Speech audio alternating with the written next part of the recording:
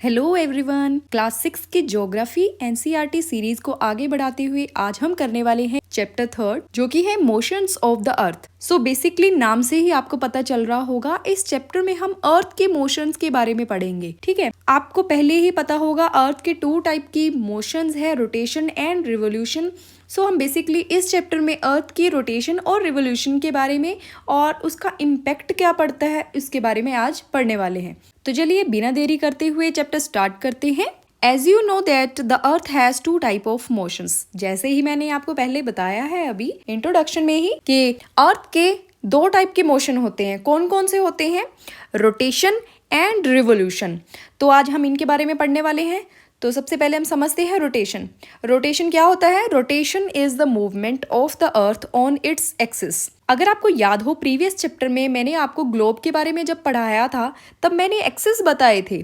ठीक है, एक इमेजिनरी लाइन होती है जो जॉइंट करती है। मान लीजिए ये क्या है, अर्थ है आपकी, तो यहाँ से एक मैंने इमेजिनरी लाइन आपको बताई थी। तो ये क्या है? ये है एक्सिस। ठीक है, जहाँ से अर्थ रोटेट करती है वेस्ट टू ईस्ट। ओके, तो अपने एक्सिस पर जब अर्थ मूवमेंट करती है, राउंड लगाती है, उसको हम क्या बोलते हैं? रोटेशन। अपने अक्ष पर, अपने दूरी पर चक्कर लगाना रोटेशन कहलाता है। ठीक है, the movement of the earth around the sun in a fixed path और ऑर्बिट इज कॉल्ड रिवोल्यूशन। तो रिवोल्यूशन क्या होता है? देखिए, अर्थ जब सन के अराउंड एक फिक्स पाथ में, जिसको क्या बोलते हैं? ऑर्बिट। ठीक है, उस फिक्स पाथ में सन के अराउंड जब मूवमेंट करती है, राउंड लगाती है, उसको बोलते हैं रिवोल्यूशन। तो हमने 2 टर्म पढ़ी हैं, पहली है रोटेशन, दूसरी है रिवोल्यूशन। रोटेशन जब अर्थ एक ही जगह पर अपने एक्सिस पर घूमती है। ठीक है, यानी वो अपने एक्स पर घूम रही है, कहीं जा नहीं रही है। दूसरा क्या है? रिवोल्यूशन। अब रिवोल्यूशन में क्या कर रही है? वो एक फिक्स पाथ को कंप्लीटली राउंड लगा के पूरा कर रही है। ठीक है, यानी अर्थ मूवमेंट कर रही है, कहीं जा रही है। कहाँ जा रही है? फिक्स पाथ में सन के अराउंड वो एक चक्कर कंप्लीट कर रही है। ठीक है, तो जब वो एक चक्कर कंप्लीट करती है तो उसको बोलते हैं revolution. Okay, the axis of the earth, which is an imaginary line, makes an angle of 66.5 degree with its orbital plane. अब इस पॉइंट को मैं आपको समझाना चाहूँगी थोड़ा। ठीक है, जो बेसिक जिनको नहीं पता है, जिनके लिए ज्योग्राफी नया कंसेप्ट है, उनको मैं समझा देती हूँ। जो हमारी अर्थ है और अपने एक्सिस पर क्या है? टिल्टेड है। ओके, तो यहाँ पे जो एंगल बन रहा है, ये देखिए, अगर हम यहाँ पे हाफ इसको डिवाइड कर लें, ठीक है, तो ये टिल्टेड है। यहाँ पे ये एंगल बन रहा है 66.5 डिग्री। ओके, तो ये क्या है? इमेजिनरी लाइन है एक। ओके, ऑर्बिटल प्लेन पे ये कितना एंगल बनाती है? 66.5 degree. The plane formed by the orbit is known as the orbital plane. जो यहाँ पे प्लेन फॉर्म हो रहा है, ठीक है, उसको हम क्या बोलेंगे? ऑर्बिटल प्लेन बोलेंगे। The earth receives light from the sun. आपको पता है कि जो अर्थ रिसीव करती है लाइट, कहाँ से करती है? वो सन से करती है। जितनी भी लाइट मिलती है वो हमें कहाँ से मिलती है? सन ही तो सोर्स है सबसे बड़ा। Okay, due to the spherical shape of the earth only half of its get light from the sun at a time. हमें पता है जब जो साइड हमारी अर्थ की सन के टूवर्ड्स होती है, वो ही हाफ पार्ट क्या होता है? लाइटन होता है, वहीं पे लाइट जाती है। ठीक है, जस्ट उसके ऑपोजिट पार्ट पे क्या होगा? डार्कनेस होगी। ओके, मैं आपको यहाँ से समझाती हूँ। मान लीजिए ये आपका सन है, ये आपका क्या है? सन है। ओके, यहाँ से क्या है? सन की लाइट जा रही है। ओके, ये सन की लाइट जा रही है, तो ये वाला जो पार्ट है, इस वाले पार्ट पे डायरेक्ट सन की क्या पड़ेंगी? रेज पड़ेंगी। तो यहाँ पे क्या होगा? डे होगा, यानी यहाँ पे लाइट होगी। ओके, तो जस्ट इसके ऑपोजिट जो ये वाला पार्ट है, ये कैसा होगा? क्या इस पे लाइट पड़ेगी? नहीं, ये डार्क होगा। ठीक है, तो जो साइड अर्थ की सन के टुवर्ड है वो फेस करेगी लाइट को। Okay, the portion facing the sun experience day while the other half away the sun experiences night. तो सीधी सी बात है, अर्थ का वो वाला पार्ट जो सन के टुवर्ड फेस कर रहा है, वहां पे क्या होगा? लाइट की वजह से वहां पे डे होगा। वहां पे क्या होगा? डे। और जो उसके ऑपोजिट साइड है, वहां पे डार्कनेस होगी। डार्कनेस का मतलब वहां पे क्या होगी फिर? नाइट। राइट, आगे बढ़ते हैं। The circle that divides the day from night on the globe is called the circle of illumination. वो सर्कल जहाँ पे सन की डायरेक्ट लाइट पड़ रही है, ठीक है, जैसे ये वाला, तो ये क्या होगा, सर्कल ऑफ इल्यूमिनेशन, यानी यहाँ पे लाइट होगी, डार्क नहीं होगा, सन की लाइट, सन की रेज यहाँ पे डायरेक्टली फॉल कर रही हैं। Okay, this circle does not coincide with the axis as you see in figure 3.2। 3.2 figure में कहते देखिए आप, ये है 3.2, ठीक है, ये सन है, ठीक है, ये सन की रेज यहाँ पे पड़ रही हैं, ये हमारी अर्थ है, ये अर्थ का नॉर्थ पोल है, ये साउथ पोल है। अब देखिए नॉर्थ पोल पे हमारी क्या है, सन की रेज डायरेक्टली फॉल हो रही हैं, ठीक है, लेकिन जो साउथ पोल है वहां पे लाइट नहीं जा रही है, ठीक है। तो जो ये वाला पार्ट है ये क्या है, सर्कल ऑफ इल्यूमिनेशन। आगे क्या कहता है, the earth takes about 24 hours to complete one rotation around its axis. Earth को अपने एक्सिस पर वन रोटेशन कंप्लीट करने के लिए टोटल टाइम लगता है 24 आवर्स का। Okay, the period of rotation is known as the earth day. और इसी रोटेशन पीरियड को हम क्या बोलेंगे, अर्थ डे बोलेंगे, यानी जो 24 आवर्स में एक रोटेशन कंप्लीट की है उसको हम अर्थ डे बोलेंगे। This is the daily motion of the अर्थ। और ऐसे ही हमारी अर्थ डेली मोशन में रहती है, ठीक है। डेली वो क्या करती है, वेस्ट टू ईस्ट अपना रोटेशन रखती है अपने एक्सिस पर, जिससे क्या फॉर्म होती है, डे एंड नाइट फॉर्म होती है, ठीक है। जैसे यहाँ पे ये जो सर्कल ऑफ इल्यूमिनेशन यहाँ पे समझाया गया है, अब अर्थ के जिस पार्ट पर सन की रेज है, सन की लाइट पड़ रही है, वहाँ पे क्या होगा, डे होगा, और जस्ट उसके ऑपोजिट जिस पार्ट पर सन की रेज नहीं पड़ रही है वहाँ पे नाइट होगी। तो सीधे सीधे अगर हम समझे, रोटेशन से क्या होता है, डे एंड नाइट फॉर्म होते हैं। Okay, what would happen if the earth did not rotate. क्या आपने कभी सोचा है अगर हमारी अर्थ रोटेट ही ना करे अपने एक्सिस पर, तब क्या होगा, the portion of the earth facing the sun would always experience day. अब जो पोर्शन सन के टूवर्ड्स फेस कर रहा है वहाँ पे क्या होगी, सन की लाइट होगी। तो अगर हमारी अर्थ रोटेट ही नहीं करेगी तो वो वाला पार्ट हमेशा क्या रहेगा, सन के डायरेक्ट फेस करके रहेगा। तो वहाँ पे एक्सपीरियंस क्या होगा, वार्मथ होगी, वहाँ पे गर्मी होगी, thus bringing continuous warmth to the reason.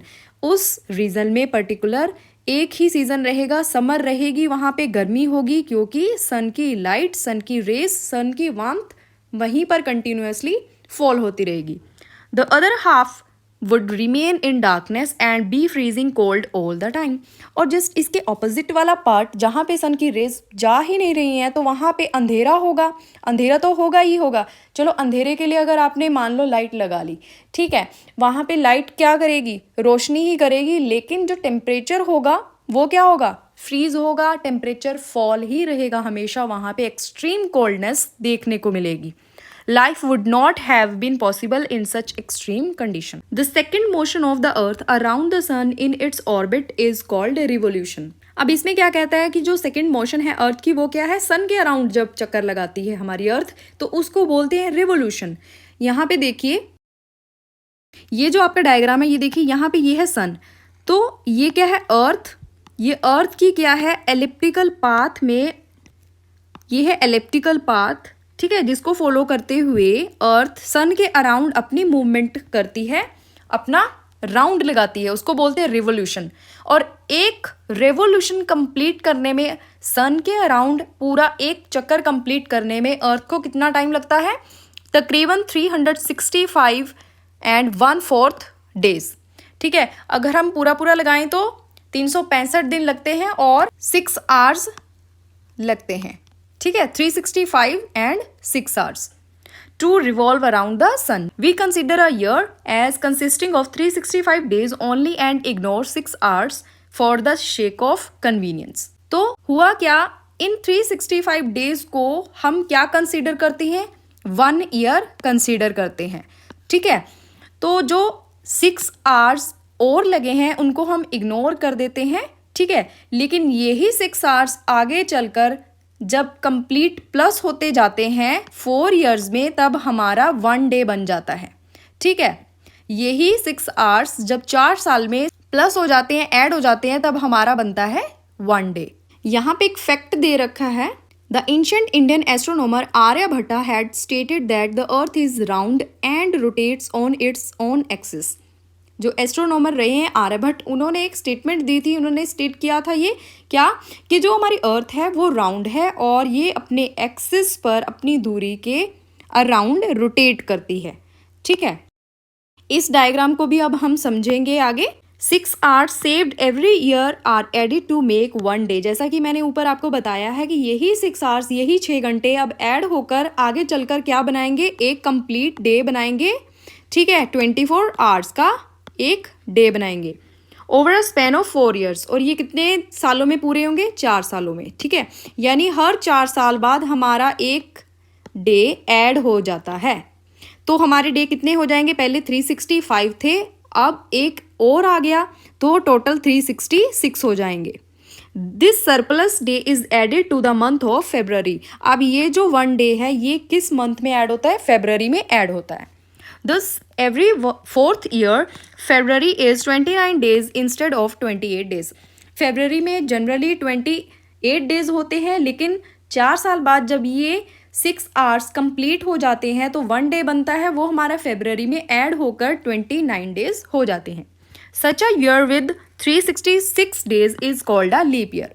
अब ये जो 366 डेज हो गए हैं 1 ईयर में, तो इसको हम क्या बोलेंगे, इस टर्म को नाम दिया गया है लीप ईयर।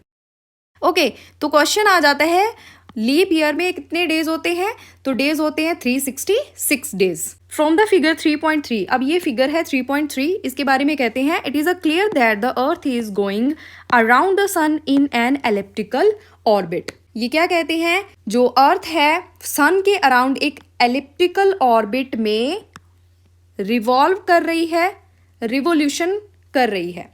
ठीक है, एलिप्टिकल यानी जो ओवल शेप में है। ओके, ऐसे ये फिक्स पाथ होता है जहाँ पे अर्थ मोशन कर रही है, रिवॉल्व कर रही है, किसके अराउंड, सन के अराउंड। अब इससे क्या इफेक्ट होगा, इससे हमारे सीजन्स बनेंगे। अर्थ की रोटेशन से हमने देखा डे एंड नाइट फॉर्म हुए, अब अर्थ की रिवोल्यूशन से क्या बनेंगे, सीजन बनेंगे।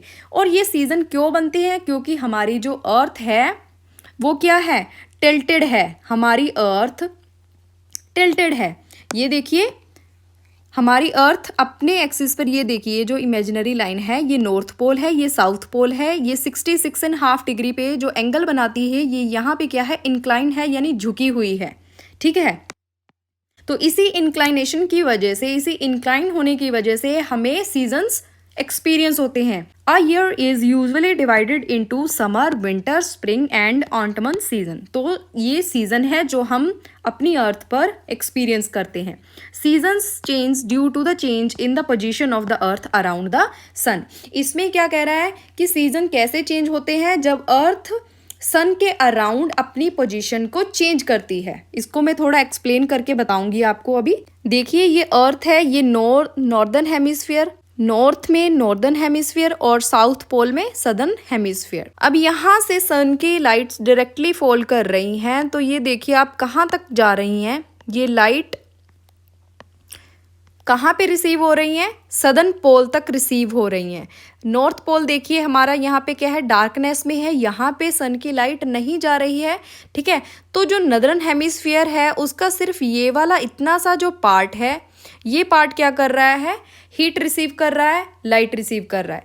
लेकिन जो हमारा सदर्न हेमिस्फीयर है उसका बहुत सारा पार्ट क्या कर रहा है, लाइट फेस कर रहा है, जिसकी वजह से हमारे नदर्न हेमिस्फीयर में लाइट कम पड़ने से, सन की रेस कम पड़ने से यहाँ पे कौन सा सीजन होगा, विंटर सीजन फील होगा। ठीक है, और इसके ऑपोजिट सदर्न हेमिस्फीयर में क्या होगा, समर होगी। ये रिवर्स चलते हैं। देखिए अगर नदर्न हेमिस्फीयर में समर है तो सदर्न हेमिस्फीयर में विंटर होगी, और जस्ट इसका ऑपोजिट, अगर सदर्न में विंटर है तो नदर्न में क्या होगा, समर होगा।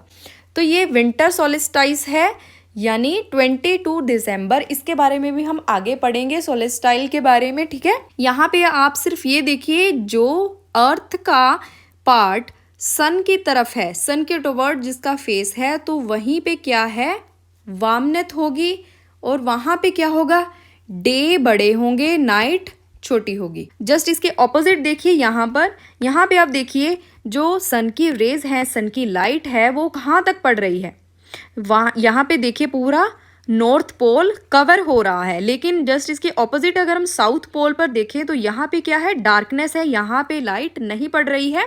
तो ये जो इंक्लाइन किया हुआ फेस है, ये अर्थ का यही पार्ट सन की लाइट को एक्सपीरियंस कर रहा है। तो यहाँ पे क्या होगा, नदर्न हेमिस्फीयर में समर होगी, क्योंकि नॉर्थ पोल पे और नदर्न पार्ट पे क्या है, ज्यादा सन की रेज पड़ रही हैं। और जस्ट इसका ऑपोजिट, अगर नदर्न हेमिस्फीयर में समर है तो सदर्न हेमिस्फीयर में क्या होगा, विंटर होगी।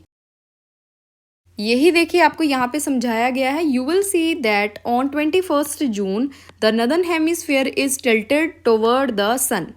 ये कहता है 21 जून को, ये देखिए 21 जून को जो नदर्न हेमिस्फीयर है वो टिल्टेड रहेगा सन के टुवर्ड।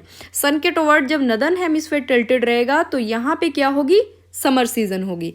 बात हो रही है 21 जून की, तो यहाँ पे क्या होगा, डे बड़ा होगा, नाइट क्या होगी, छोटी होगी। ठीक है, आगे क्या कहता है, the rays of the sun fall directly on the Tropic of Cancer. As a result these area receive more heat, the areas near the poles receive less heat as the rays of the sun are slanting. The North Pole is inclined toward the sun and the places beyond the Arctic Circle experience continuous day light for about 6 months। अब ये क्या कहना चाहते हैं, जो northern hemisphere में north pole है ये टिल्टेड है टुवर्ड सन। ठीक है, तो यहाँ पे सन की जो रेज है वो डायरेक्ट कहाँ पे पड़ेंगी, ट्रॉपिक ऑफ कैंसर पर पड़ेंगी। ठीक है, ट्रॉपिक ऑफ कैंसर पर डायरेक्ट सन की लाइट पड़ेगी, जिसकी वजह से यहाँ पे 6 month तक क्या एक्सपीरियंस होगा, समर एक्सपीरियंस होगा। ठीक है, तो इससे होगा क्या, जो लार्ज पोर्शन है वो नदर्न हेमिस्फीयर का लाइट रिसीव करेगा। ठीक है, इसी वजह से यहाँ पे एक्सपीरियंस होगा summer. The longest day and shortest night, जहाँ पे समर सीजन होगा वहाँ पे डेज क्या होंगे, लॉन्गेस्ट होंगे, और नाइट क्या होंगी, शॉर्टेस्ट होंगी। और ये वो ऐसे प्लेसेस होंगे जहाँ पर 21 जून को सबसे बड़ा दिन और सबसे छोटी रात देखने को मिलेगी। Okay, at this time in the southern hemisphere all these conditions are reverse. जैसे मैंने आपको बताया कि जस्ट इसका ऑपोजिट होगा सदर्न हेमिस्फीयर में। अगर नदर्न हेमिस्फीयर में समर है, लाइट ज़्यादा रिसीव हो रही है, तो इसके ऑपोजिट होगा सदर्न हेमिस्फीयर में, वहाँ पे लाइट कम रिसीव होगी। ठीक है, डायरेक्टली फॉल नहीं होगी, वहाँ पे विंटर सीजन देखने को मिलेगा। और अगर विंटर सीजन होगा तो नाइट क्या होंगी, लॉन्गर होंगी, और डेज क्या होंगे, शॉर्टेस्ट होंगे। तो इसको हम जो ये कंडीशन हमने देखी है, ये पोजीशन अर्थ की जो हमने देखी है, इसको क्या बोलेंगे, समर सोलेस्टाइस। ओके, नेक्स्ट क्या कह रहा है, ऑन 22 दिसंबर। अब पहले 21 जून की बात थी, अब 22 दिसंबर के बारे में बता रहे हैं। अब सन की रेज कहाँ पड़ेंगी, ट्रॉपिक ऑफ कैप्रिकॉर्न पर। आपको पता है ट्रॉपिक ऑफ कैप्रिकॉर्न कहाँ पे है, ये सदर्न हेमिस्फीयर में है। तो 22 दिसंबर को क्या होगा, ट्रॉपिक ऑफ कैप्रिकॉर्न रिसीव करेंगे डायरेक्ट रेज सन की। ठीक है, as the South Pole tilts toward it, क्योंकि जो साउथ पोल है वो अब टिल्ट करेगा सन के toward. As the sun rays fall vertically at the Tropic of Capricorn, a larger portion of the southern hemisphere gets light. अब होगा क्या, जब ट्रॉपिक ऑफ कैप्रिकॉर्न पर सन की लाइट्स, सन की जो रेज हैं वो डायरेक्टली फॉल करेंगी, तो जो सदर्न हेमिस्फीयर है, साउथ पोल है, वो लार्जर पोर्शन फील करेगा सन की लाइट को। ठीक है, सो इससे होगा क्या, इससे अब सदर्न हेमिस्फीयर में फील की जाएगी समर सीजन को। तो सदर्न हेमिस्फीयर में अब क्या होगा, डेज लॉन्गर होंगे और शॉर्टेस्ट नाइट्स होंगी। ठीक है, the reverse happens in the northern hemisphere. अब इसका रिवर्स होगा, ऑपोजिट होगा नदर्न में। अब नदर्न में क्या फील होगी, winter. This position of the earth is called winter solstice. अब इस अर्थ की पोजिशन को हम क्या बोलेंगे, विंटर सोलिस्टाइस बोलेंगे। यानी विंटर सोलिस्टाइस में क्या होगा, डायरेक्टली सन की रेज ट्रॉपिक ऑफ कैप्रिकॉर्न पर पड़ेंगी। ठीक है, साउथ पोल अब टिल्टेड रहेगा किसके टुवर्ड, सन के टुवर्ड। ओके, सन की रेज के टुवर्ड साउथ पोल जब टिल्टेड रहेगा तब विंटर सोलिस्टाइस होगा। अब इससे एक और इफेक्ट पड़ेगा, क्या इफेक्ट पड़ेगा, that Christmas is celebrated in Australia in the summer season. जो ऑस्ट्रेलिया कंट्री है वहाँ पे क्रिसमस कौन से सीजन में देखने को मिलता है, समर सीजन में। ठीक है, जब हमारे यहाँ पे विंटर होती है, क्योंकि हम नदर्न हेमिस्फीयर में हैं, इंडिया हमारी कंट्री नदर्न हेमिस्फीयर में है और ऑस्ट्रेलिया सदर्न हेमिस्फीयर में है। तो जब अब हमारे यहाँ पर इंडिया में जब विंटर सीजन होता है तब क्रिसमस होती है, ठीक है, विंटर सीजन में क्रिसमस मनाई जाती है। लेकिन जब नदर्न हेमिस्फीयर में विंटर हो तब इसका ऑपोजिट सदर्न हेमिस्फीयर में क्या होगी, समर सीजन होगी। तो इसी वजह से क्रिसमस ऐसा फेस्टिवल है जो ऑस्ट्रेलिया में समर सीजन में मनाया जाता है। अब एक और कंडीशन है, ऑन 21 मार्च एंड सितंबर 23, अब 21 मार्च और 23 सितंबर। अब यहाँ पे क्या होगा, डायरेक्ट जो सन की रेज हैं वो इक्वेटर पर फॉल करेंगी, ठीक है।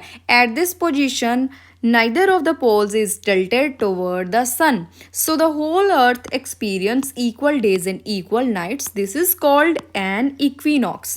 यहाँ पे देखिए डायग्राम में, ये देखिए फिगर में देखिए, ये क्या है, इक्विनॉक्स। तो जो सन की रेज है वो डायरेक्टली फॉल करेंगी इक्वेटर पर, ठीक है। अब ऐसा होगा, दोनों ही साउथ पोल भी और नॉर्थ पोल भी क्या करेंगे, इक्वली सन की रेज को एक्सपीरियंस करेंगे। तो होगा क्या, यहाँ पे जो डे है और जो नाइट है वो इक्वल हो जाएंगी, नाइट एंड डे क्या हो जाएंगे, इक्वल हो जाएंगे। और इस पोजीशन को हम क्या बोलेंगे, इक्विनॉक्स, इक्विनॉक्स बोलेंगे। और यहाँ पे स्प्रिंग सीजन होगा, यहाँ पे ऑटमन सीजन होगा। जस्ट इसका ऑपोजिट, जब यहाँ पे ऑटमन सीजन होगा यहाँ पे स्प्रिंग सीजन होगा, ठीक है, नदर्न और सदर्न हेमिस्फीयर में। जब नदर्न हेमिस्फीयर में स्प्रिंग होगा तब सदर्न हेमिस्फीयर में क्या होगा, ऑटमन सीजन होगा। जब डे एंड नाइट इक्वल होते हैं इस पोजीशन को अब हम बोलेंगे इक्विनॉक्स।